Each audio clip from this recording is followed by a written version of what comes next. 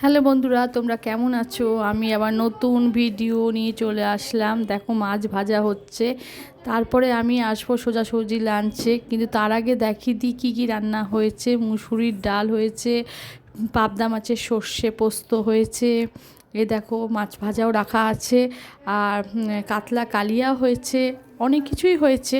তার মধ্যে যেগুলি রান্না হচ্ছে সেগুলি তোমাদের সামনে তুলে ধরলাম। হ্যাঁ, এই যে কাতলা কালিয়া।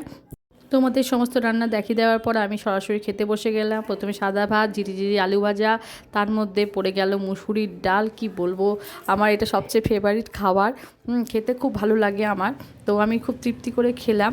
খেতে খেতে তারপরে কিছুক্ষণের মধ্যে দেখবা চলে আসবে আমার পাতে পাবদা মাছের সর্ষে পোস্ত। মাছটা খেতেও হেভি টেস্টি ছিল, খুব সুন্দর হয়েছিল রান্নাটা।